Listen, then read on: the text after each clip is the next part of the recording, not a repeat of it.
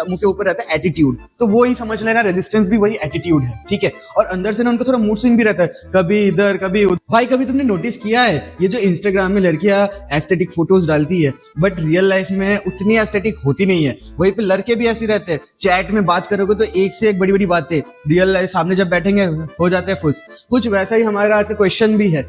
जैसे एक ईएमएफ है सेल का जो कि 3 वोल्ट का है। अब एक्चुअली 3 वोल्ट जो है वो दिखाने का है एक्चुअली नहीं है, अंदर से वो थोड़ा कमी है। अब उसका कारण समझना क्या है। अब जो लड़कियां रहती है उनके सामने एक बड़ा सा तो उसका फेस मुंह के ऊपर रहता है एटीट्यूड, तो वो ही समझ लेना रेजिस्टेंस भी वही एटीट्यूड है, ठीक है। और अंदर से ना उनका थोड़ा मूड स्विंग भी रहता है, कभी इधर कभी उधर। वही कुछ होता है इंटरनल रेजिस्टेंस जो कि 0.2 ओम का होता है। यानी उस बंदे के ऊपर बेचारे के ऊपर सोचो रिलेशनशिप लोड कितने का है। एक तो बाहर से एटीट्यूड है, अंदर मूड स्विंग को भी झेलना पड़ रहा है, तो ओवरऑल बन जाता है टोटल रेजिस्टेंस 6 ओम का यहाँ से। तो ये तो एक टोटल रेजिस्टेंस को तुम समझ सकते हो रिलेशनशिप लोड है भाई।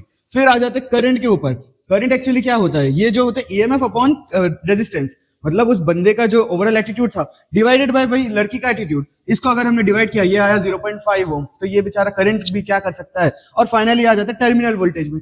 टर्मिनल वोल्टेज ये वही वोल्टेज होता है जो कि एक्चुअली दिखता कुछ है, यानी बैटरी 3 वोल्ट का दिखता है, बट रियल में एक्चुअली होता नहीं है। E माइनस आई आर इसका फॉर्मूला होता है। E होता है 3 वोल्ट, I होता है करंट 0.5, रेजिस्टेंस होता है 0.2, माइनस करेंगे 2.9 वोल्ट। यही से समझ आता है कि जो चीज दिखता है वो एक्चुअली होता नहीं है। इसीलिए समझ के चैट किया करो, जो जैसा दिखता है या दिखती है वैसा है नहीं। ऐसे ही कंसेप्ट तुम्हें अगर और भी पढ़ना है, अपने कॉन्सेप्ट को समझना है इस एग्जांपल्स के साथ, नीलफ दादा को फॉलो कर लेना।